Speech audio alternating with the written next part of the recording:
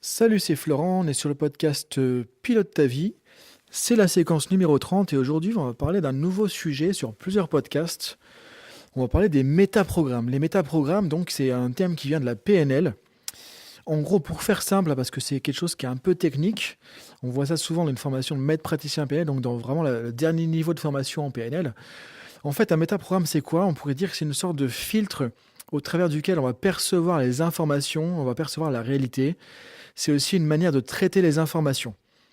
Et aujourd'hui, on va prendre un exemple d'un premier métaprogramme et je vais te guider pour pouvoir justement voir en quoi ça peut être intéressant pour toi et qu'est-ce que ça peut t'apporter justement de faire attention à ce métaprogramme dans ta vie au quotidien, dans tes relations avec les autres en termes d'efficacité et de performance. En gros, les métaprogrammes, ça nous permet de comprendre comment on fonctionne et comment fonctionnent les autres. Ce qui fait que directement, ça a un impact sur notre communication, sur nos relations, sur notre efficacité, sur notre performance et parfois sur nos limitations. Donc l'idée, c'est qu'une fois qu'on sait comment on fonctionne en termes de métaprogramme dans un contexte donné, puisque c'est toujours lié à un contexte, un environnement donné, à ce moment-là, on peut voir est-ce qu'on a le bon fonctionnement, entre guillemets, qui va être efficace, ou est-ce qu'on peut changer des choses dans notre fonctionnement pour filtrer ou traiter différemment les informations. Aujourd'hui, pour entrer dans le concret, on va travailler sur le métaprogramme qu'on appelle, disons, taille de découpage de l'information. Alors tu vois, ça ne va pas beaucoup te parler. En gros, ce qu'on appelle global ou détail. Ce que tu peux remarquer, c'est qu'il y a des personnes qui, dans la vie en général, ou dans certains contextes, parce que l'idée, c'est toujours de se mettre dans un contexte donné. On ne fonctionne pas toujours de la même manière dans tous les contextes. Vont faire plus attention aux détails. Alors, imaginons par exemple, tu vas écrire un document, tu vas remettre ça à une personne qui va relire le document, et pour toi, le document est OK, tu l'as bien rédigé, c'est à peu près bon, et la personne va te trouver plein de choses qui ne vont pas, par exemple. Te dire, bah oui, mais là, il y a ce truc-là ici, il y a ça, il y a ça, il y a ça, parce que finalement, cette personne, qu'est-ce qui se passe? Bah, peut-être qu'elle est plutôt branchée sur un métaprogramme de détail, c'est-à-dire qu'en gros, cette personne, en tout cas dans ce contexte-là, c'est comme si son focus allait aller vraiment sur un niveau de détail assez important. En gros, elle va faire attention aux détails. C'est comme s'il était programmé pour faire attention aux détails. Alors que peut-être que toi, dans cet exemple, tu as rédigé ton truc, ça te paraît à peu près OK, parce que tu es peut-être dans un métaprogramme à ce moment-là plutôt global. C'est-à-dire qu'en gros, tu fais attention à la globalité. Donc, dans l'ensemble, c'est OK. Sauf que l'autre personne, elle regarde pas dans l'ensemble, elle regarde en détail.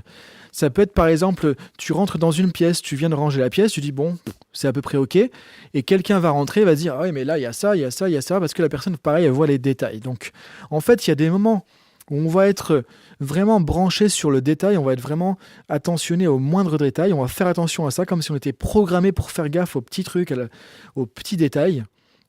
Et il y a des moments où on est plutôt dans un schéma, dans un fonctionnement global. On va voir les choses en gros, grosso modo, dans leur ensemble. Ce qui est important de comprendre, c'est qu'effectivement, ça va impacter sur notre manière de voir les choses, de percevoir les situations, de percevoir des informations, de traiter des informations et de communiquer.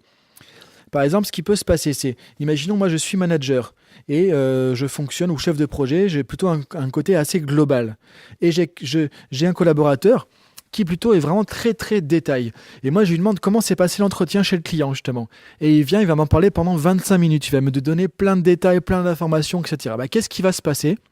Peut-être que moi au bout d'un moment je vais me dire, bon bah à chaque fois que je convoque cette personne-là, j'en ai pour 1 heure, il me donne trop d'informations, etc. J'en peux plus, je me sens noyé en fait, donc du coup, prochain coup je demande à un autre collaborateur, parce que lui, c'est trop compliqué avec lui. En gros, qu'est-ce que j'illustre avec cet exemple? C'est que souvent, quand on a des différences de métaprogrammes, en communication, on va porter des jugements sur l'autre. On a l'impression que l'autre ne fonctionne pas correctement. En gros, parce que moi, j'ai un fonctionnement plutôt global sur un sujet. Quand quelqu'un vient avec un fonctionnement vraiment à l'opposé, très détaillé, au contraire, j'ai l'impression qu'en gros, il va me noyer d'informations, il va me donner trop d'informations, que ça va être compliqué. Et donc, du coup, ces jugements vont souvent poser des difficultés en communication. Inversement, imaginons que je sois un manager qui est plutôt très dans le détail, donc j'ai un métaprogramme vraiment détail dans mon job, dans mon boulot. Et la personne vient, en 3 phrases, me dit comment ça s'est passé. Bah moi, je vais rester sur ma faim, j'ai l'impression que, en fait, dis-moi en plus, j'ai besoin de plus de détails, j'ai besoin de plus d'informations, c'est dans mon fonctionnement. Donc du coup, je vais être frustré et je vais encore une fois me dire, bon, lui, il n'est pas assez précis, il n'est pas rigoureux, c'est trop approximatif. Voilà le type de jugement que je peux porter sur une personne qui est plutôt globale quand moi je suis dans un mode plutôt détail. Et du coup, je vais changer de collaborateur. J'ai l'impression qu'il ne fait pas bien son boulot. Donc l'idée, de ce podcast, c'est de t'amener à te rendre compte qu'effectivement, en gros, ce métaprogramme détail ou global peut nous amener à des difficultés en communication et aussi en termes d'efficacité. Par exemple, quand tu vas suivre, imaginons un chirurgien au boulot, vaut mieux qu'il soit dans un métaprogramme détail, qu'il fasse attention à ce qu'il fait. Imaginons un comptable aussi, quand il est en train de faire ton bilan, c'est important qu'il soit en métaprogramme détail, c'est-à-dire qu'on ne peut pas être approximatif. Maintenant, quand on est en train de réfléchir à la vision de l'entreprise, à une vision à long terme, à de la créativité, qu'on veut justement avoir des nouvelles idées, etc., c'est important d'avoir plutôt une vision d'ensemble, une vision globale. Maintenant, si je veux du recul aussi sur une situation, c'est bien que j'ai la vision un peu d'hélicoptère, c'est-à-dire avec de la hauteur, avec du recul, donc la vision d'ensemble, et pas trop de détails avec le nez dans le guidon.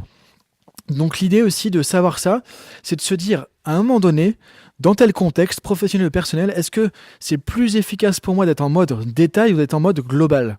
Et si tu peux naviguer de l'un à l'autre, c'est là que tu vas être le plus efficace possible. Parce qu'en fait, le problème un peu des métaprogrammes, c'est qu'on a une espèce de câblage, on pourrait dire, d'origine, ce qui fait qu'on est un peu programmé pour voir les détails ou plutôt la vision globale dans un contexte ou dans un autre. Et peut-être que c'est pas forcément judicieux, c'est-à-dire que, par exemple, moi, j'avais une tendance à plutôt avoir un métaprogramme assez global dans pas mal d'endroits de ma vie. Je me suis rendu compte que quand je faisais des plans d'action, quand je préparais justement des business plans, quand je préparais des listes de choses à faire, des actions, que je réfléchissais à des choses très, très précises, je manquais de rigueur en fait. C'était un peu à peu près. Et du coup, je perdais en efficacité.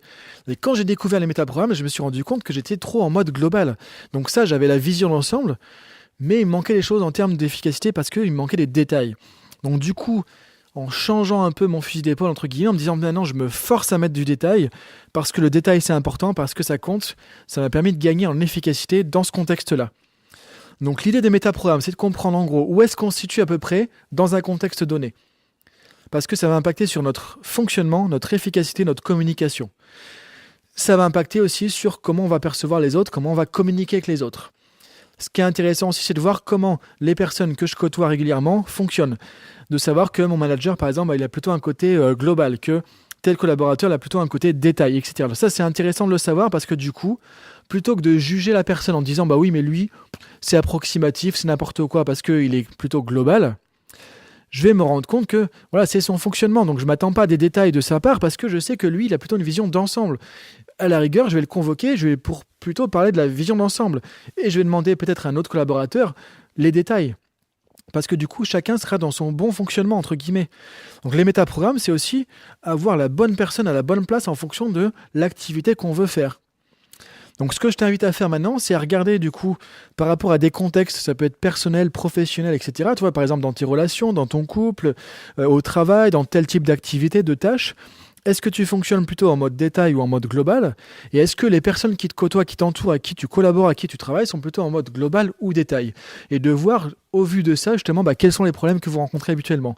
Comment tu peux résoudre ça de manière plus efficace parce que, justement, tu connais ce métaprogramme ? Donc voilà, je t'invite à réfléchir sur tout ça pour aujourd'hui. Donc métaprogramme global ou détail. Et on se retrouve pour un prochain podcast, donc podcast 31, avec un autre métaprogramme. Et en gros, je vais t'introduire un petit peu comme ça les différents métaprogrammes principaux de la PNL, ce qui fait que tu vas apprendre plus sur ton propre fonctionnement, sur celui des autres, et tu peux utiliser ça en efficacité, en performance et en communication. Donc voilà pour aujourd'hui, je te dis à bientôt sur le podcast Pilote ta vie, et je t'invite à regarder sur mon site, je vais mettre le lien en dessous, j'ai refait tous mes sites, florentfusier.io, qui servira maintenant de podcast, où il y a les audios, les vidéos, etc.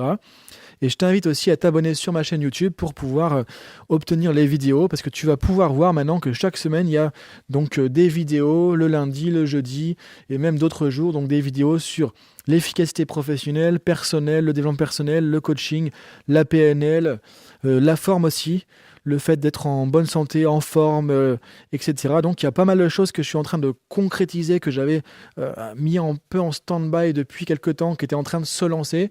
Donc je t'invite à aller voir sur florentfusier.io ou sur ma chaîne YouTube, tu tapes Florent Fusier dans YouTube et tu vas voir qu'il y a pas mal de choses qui sont en train de bouger, sur lesquelles tu peux accéder pour avoir des ressources justement pour toi, pour t'aider au quotidien.